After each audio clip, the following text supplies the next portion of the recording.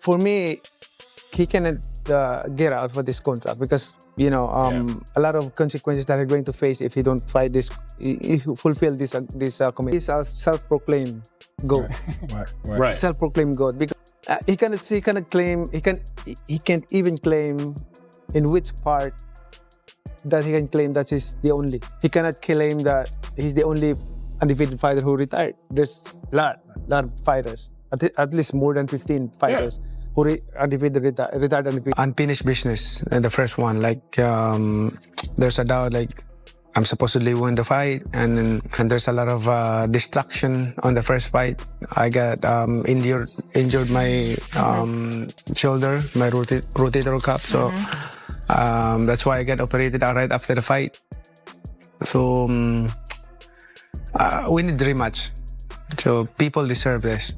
He didn't know what he was signing. Okay. He definitely knew what he was signing. He definitely knew what he was getting himself into. But what can I say? I mean, at some point things just get real, and it got real. So that's where we're at today. Manny Pacquiao publicly addressed Floyd Mayweather Jr. during a live broadcast after complications arose surrounding their planned rematch. He emphasized that supporters are expecting the bout to happen and questioned the mixed messaging about it being promoted as an exhibition. Pacquiao called on Mayweather to put aside any strategic maneuvering and honor the original terms they had both agreed upon in the contract. I want this fight because the last time that we had, I'm not 100% conditioned because ready for the fight because I have injury, shoulder injury. So that's why right after the fight, I go straight to the hospital and get operated. Do you feel like he's ducking you? Like he may not be in as good a shape as you are right now? Talking about ducking since before the first fight. Jazz Mather firmly rejected the notion of turning the bout into an exhibition, stating that the deal was always intended to be an official professional match. He also implied that Floyd Mayweather Jr. might be steering clear of Manny Pacquiao due to concerns about his current fitness level, suggesting a loss could jeopardize his perfect 50-0 record. Our focus comes down to looking at this fight and trying to get this fight across the finish line. Is he scared? Why would he else make up trying to turn it into an exhibition? So exhibition is completely off the table. He needs to, if he wants to be, look, he claims he's TBE. All the guys around him that are on his payroll claim he's TBE. Everyone claims he's TBE, right? But when you really look at it, the fans know Manny Pacquiao is an 8th division world champion. Yeah. Floyd Mayweather is not, right? Manny Pacquiao has certain accolades and achievements that other Floyd Mayweather doesn't. Now, Floyd Mayweather has an undefeated record. So does Rocky Marciano. Great. He's not unique in any form or Robert Garcia stated that Floyd Mayweather Jr. is deliberately using psychological tactics to build hype around the matchup and get under Manny Pacquiao's skin. He explained that the mixed signals about the agreement, especially the talk of it being an exhibition, are likely intentional, serving as part of a broader strategy.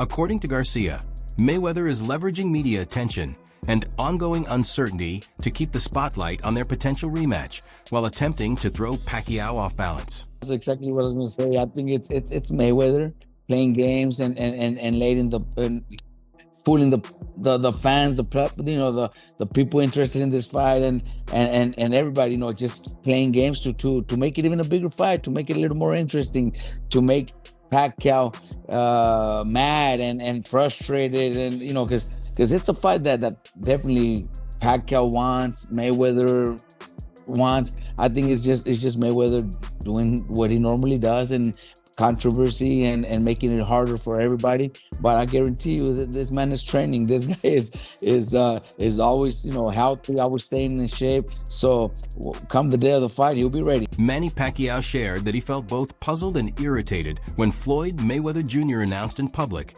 that their rematch would be an exhibition.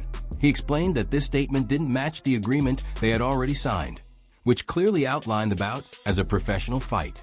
It was announced by Netflix, right, in February as a professional boxing match at the Sphere in Las Vegas. And then a few weeks ago, Floyd said it was an exhibition and that the Sphere was not guaranteed as the location. Let me ask you, Manny, When you first heard that Floyd said, no, it's not a professional fight, it's an exhibition, what were you thinking? I called Jazz right away. What happened? What happened? Like what? That's not what we signed. Like we signed a real fight. So and he got his advance. Why he's announcing like this propaganda exhibition, that blah blah blah, everything like that. So Jazz told me this. I don't have my idea. So let's. Why do you think that he wants it to be an exhibition, even though he signed the contract? Floyd's signature is on this contract. Manny Pacquiao suggested that Floyd Mayweather Jr. is labeling the rematch as an exhibition out of concern for a potential defeat that could end his flawless 50-0 record. He explained that this unbeaten streak is central to Mayweather's reputation and negotiating power in the sport, and losing it would significantly weaken his standing in boxing. Professional fight. Why do you think that Floyd is now saying, after he signed a contract for a professional fight, no, it's an exhibition? Why do you think? Do you have an opinion, a theory? I think he's scared of losing. I mean, he's scared of losing because that's his, his leverage for, to go around and have exhibition because of his undefeated record. But if that record will ruin, then what else that he can leverage for to go around and have an exhibition match? I mean, he could leverage what you do. You've lost fights because you fought everyone, right? Yeah. So you're still one of the greatest fighters who ever lived, and you can leverage the fact that you're Manny Pacquiao. But you think it means that much to him to be undefeated, that even though there's so much money on the line and he's already signed it, he now wants it to be an exhibition? That's I always say that, it doesn't matter if you're undefeated fighter, and you are. Yeah. What I can say is like he's a self-proclaimed GOAT. Right. Self-proclaimed GOAT because Jazz Mayweather chose not to reveal the precise amount of Floyd Mayweather Jr.'s upfront payment, though he confirmed it reached 8 figures. He also steered clear of discussing Mayweather's personal finances, stressing that his attention is centered solely on the business terms and professional obligations outlined in the agreement. Jazz, I'm gonna start with you, man, because there are a lot of people, I guess, worried because of a lot of the hype, a lot of the news coming out surrounding this fight that it may not happen. What would you say to those people? So as of now, the fight isn't canceled. It's contracted. As I've stated in multiple interviews over the past week, there's been many contracts that have been signed, and not just one. Advances have been given, loans have been taken out against the purse, right? Because this is a Netflix paper, so they're treating it as like a movie, a film contract, rather than a typical fight contract, right? So typical fight contract, you can't get your advance. You're gonna get a 10% or a 20% depending on the promoter and who you're working with, and then you get paid on fight night. In this case, it's a bit different because Netflix paper is a AAA paper and you can get cash against it. So you want to, whatever you want to call it, a loan, a cash advance, whatever you want to call it, he's taking money out against it, and it's with lawyers at the moment. He has a legal team that has got involved out of Los Angeles. They've reviewed everything. There's no real way out. Industry analysts noted that the dispute over whether the match is an official professional bout or an exhibition is unexpected, as those terms are typically settled early in the process. They suggested the lack of clarity is fueling avoidable friction and could even be a deliberate move by both camps to generate more attention around the fight. Understand how it could be controversy over whether it's going to be an exhibition or a real fight. Like, that's something that should be discussed from day one. I don't get that part. So maybe he's trying to piss Manny off a little bit, make him, fight out of his character. But Floyd's a winner, so he wants to win. So it might be skullduggery, who knows? Guys in the chat are asking where Paulie's at. Paulie's actually traveling today. He'll be back tomorrow. But he thinks that actually Pacquiao knows about this as well, and this is a work from both sides. And we're trying to get us to talk about it, trying to get the news media minute to be talking about this weekly, which we are. We have to. This is everything that these guys do when you've got living legends who are looking to fight again. It's going to make headlines, and these consistent deadlines that they keep pushing and making make this a little bit interesting. But it possibly could be just the work. Both of these guys are good marketers. Mayweather is a marketing genius. Jazz Mayweather confirmed that Despite the ongoing disputes and Floyd Mayweather Jr.'s public remarks, the bout is still moving forward as planned. He stressed that the deal clearly outlines a sanctioned professional contest, not an exhibition, and pointed out that all sides have signed legally binding agreements for that format. Mather added that describing the event as an exhibition goes against the terms already set and could potentially be viewed as a violation of the contract. So number one, as we stand, this fight is not canceled. I know that there were some things spreading around, some boxing news outlets and stuff yesterday. It is not canceled in any way. Floyd Mayweather is in a breach. He is officially in a breach. He's been in a breach since the day he went out and said what he said on Saturday, but he's officially in a breach as of yesterday. He has a cure period. There are certain things that he needs to do, and he has multiple breaches, not just one. So this was never an exhibition. It was never going to be an exhibition. It was never signed as an exhibition. Manny Pacquiao has no interest in doing an exhibition with Floyd. And just for the record, what the public doesn't know, Floyd Mayweather signed not one, not two, but 3 different agreements on 3 different dates with 2 different parties that ultimately got intertwined in the month of January. And this is all related to his return to professional boxing. Jazz Mather stated that Floyd Mayweather Jr. had entered into 3 separate agreements, each signed on different dates and involving different parties, all specifying a professional fight. He argued that this leaves no room for confusion about the terms, since every contract was executed, financially backed, and documented through proper legal channels. On October 24th, the second one was on November 6th, third one was on December 14th. He received money for all 3 agreements when he signed them, okay? Not only that, he's taken an advance on his purse on this Mayweather-Pacquiao fight, okay, on his fight against Pacquiao. So there's another lender also that's now involved in this, okay? So him saying that it's not at the Sphere, him saying that there's no real fight, that's complete bullshit. When discussing a prediction for the matchup, sports analyst Max Kellerman stated that Manny Pacquiao would likely secure a clear victory. He explained that Pacquiao ranks among the greatest pound-for-pound fighters in boxing history, placing him second only to Sugar Ray Robinson, who is widely considered the top fighter of all time. Other than Sugar Ray Robinson, I think this is the greatest pound-for-pound fighter who ever lived. That's number 2 on the all-time list. The CEO of Manny Pacquiao Promotions, Jazz Mather. Guys, thanks for joining. Analysts point out that Manny Pacquiao appears to have remained more active inside the ring than Floyd Mayweather Jr., particularly when looking at his more recent outings. During his fight with Mario Barrios, Pacquiao displayed moments of the speed, combination punching, and forward pressure that defined his peak years. His quick entries and high punch output indicated that his instinctive timing and athletic ability are still intact at the same time. The match highlighted certain drawbacks, as he couldn't sustain that intensity over the entire fight. As the rounds went on, signs of fatigue reduced his activity, which is understandable given his age and reduced time competing at the highest level. Even so, the performance supported the view that Pacquiao remains the busier and more offensively driven fighter, especially when compared to Mayweather, who has mostly stepped away from professional competition. Mario Barrios. And you liked it. How'd you score that fight? I had Pacquiao winning, but that's only because I had money on the fight. But I was in Vegas for that fight, and look, he fought a lot better than people thought he was going to fight. He hadn't fought in a long time. Speed was still there. Just the pace, he can't keep it up for the entirety of the fight like he used to. He just couldn't do it anymore. Stop that, man. Despite the explosive hand speed, power, and constant forward pressure shown by Manny Pacquiao, veteran coach Robert Garcia still believes a matchup against Floyd Mayweather Jr. would ultimately tilt in Mayweather's favor.